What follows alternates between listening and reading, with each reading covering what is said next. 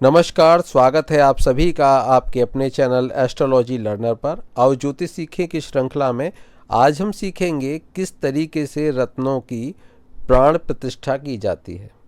रत्नों की प्राण प्रतिष्ठा करने से उस रत्न में वह शक्ति आ जाती है। देखिए, जब तक प्राण प्रतिष्ठा हम रत्नों की नहीं करते तो रत्न बिल्कुल निर्जीव होते हैं, उनमें कोई आत्मा नहीं होती और वो पूरी तरीके से कार्य नहीं करते हैं।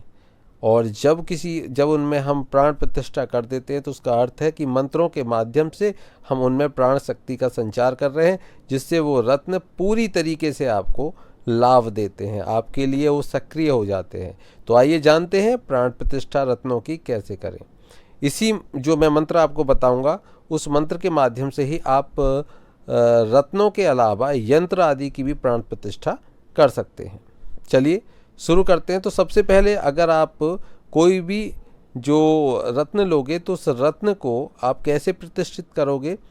जैसे मानकर चलिए आपको मोती की अंगूठी धारण करनी है, तो आपको मोती की जो चांदी में आपने जड़वा रखी है मोती की अंगूठी लेनी है और कच्चा दूध, गंगा जल और कुछ जो शक्कर आदि उसमें डाल देनी है कटोरी में, और उसमें कुछ पुष्प डाल देने, फूल डाल देने, फूल की कलियां डाल दे दी और उसमें वो रत्न जड़ित अंगूठी आप डाल दीजिए एक कटोरी में और उसको रात भर रहने दीजिए। सुबह के टाइम, जैसे कि सोमवार को होगा, सोमवार की सुबह को, सोमवार को जो चंद्रमा की हो रहा है यानी कि सोम की हो रहा है, उस होरा में आपको वह जो स्नान आदि करके पूर्व दिशा की तरफ मुख करके बैठना है और वहाँ पर फिर आपको हाथ में गंगाजल लेना है। गंगाजल लेकर आपको निम्न मंत्र का उच्चारण करना है जो आप स्क्रीन पर भी देख पा रहे हो, और मैं इस मंत्र को आपको बोलूँगा। संकल्प लेना है आपको हाथ में गंगाजल लेकर इस मंत्र का।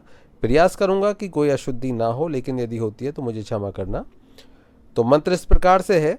ओम विष्णु है श्रीमद्भगवतो महापुरुष है विष्णुराज्ञा प्रवर्तमानस्य अध श्री ब्राह्मणो द्वितीय परार्धे श्री श्वेतवाराह कल्पे सप्तमे व्यवस्वत मन्वंतरे अष्टाविंशति में कलयुगे कली प्रथम चरणे भारतवर्षे भरतखंडे जम्बूद्वीपे आर्यावर्तांतर्गते ब्रह्मावर्तेक देशे कन्याकुमारी का क्षेत्रे श्री महानदोर गंगा यमुनयोः पश्चिमे तटे नर्मदायाम उत्तरे तटे विक्रमशके बौद्धावतारे देव ब्राह्मणानाम सन्निधो प्रभावादि अमुक संवत्सरे। अमुक में यहाँ पर आपको उस संवत्सर का नाम लेना है जिस संवत्सर में आप यह काम कर रहे हो। अमुकायने अमुक नक्षत्रे, यहाँ पर उस नक्षत्र का नाम लेना है जिस नक्षत्र में आप यह कार्य कर रहे हो।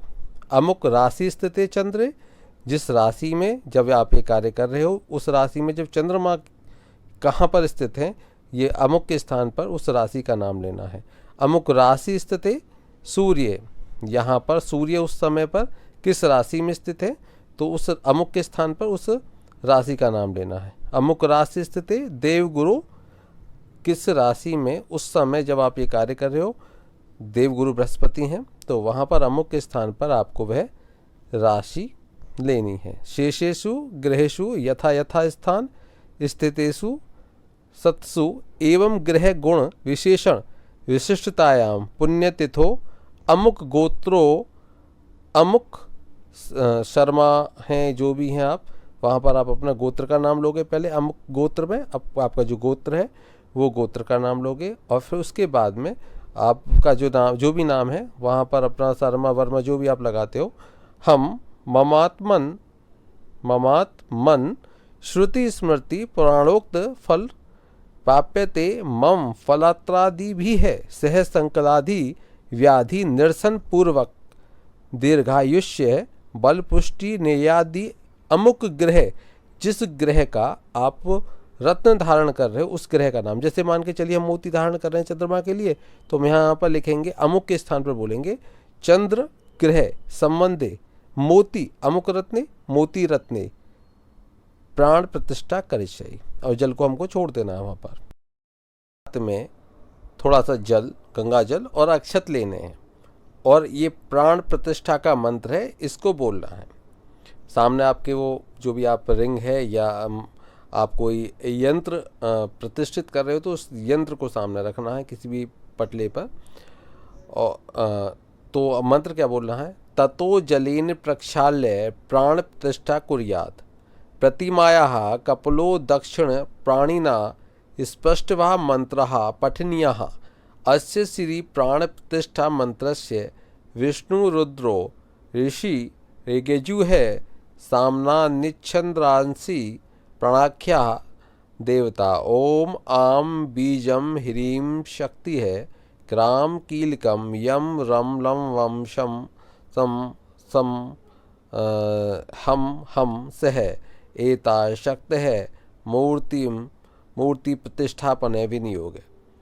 ओम आम ह्रीं क्रोम यम रम लम वम शम सम सहम हम शह देवस्य प्राणः इह प्राणः पुनरुच्चार्य देवस्य सर्वेन्द्रियाणि इह पुनरुच्चार्य देवस्य त्वक्पाणिपाद पायुपस्थानि इह पुनरुच्चार्य देवस्य वाडमनस्य चक्षुः श्रोतग्रहणानि इह गत्य सुखेन चिरं तिष्ठन्तु स्वाहा।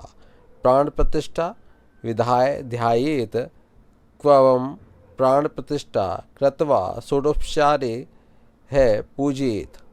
ये आपको यहाँ पर मंत्र बोल देना है। इस प्रकार से फिर आपको अपना जो अंगूठी है अंगूठी पहन लेनी है और संबंधित देवता को प्रणाम करना है। साथ ही साथ आपको 108 मंत्र उस संबंधित देवता के पढ़ने हैं, बीज मंत्र, और उसके बाद में प्रणाम करके उठ जाना है और उस देवता से संबंधित कोई वस्तु है वो गाय को आप खिला सकते हो। जैसे मान के चलिए हम मंगल की कोई कर रहे हैं, जो प्राण प्रतिष्ठा कर रहे हैं मंगल से संबंधित, तो हम जो मसूर की दाल है वो खिला सकते हैं। जो सूर्य से संबंधित माणिक्य की प्रतिष्ठा कर रहे हैं तो हम जो गुड़ है वो गाय को खिला सकते हैं। तो इस तरीके से आप कोई भी उस संबंधित देवता से संबंधित जो भी वस्तु है वह उपयोग में ला सकते हो।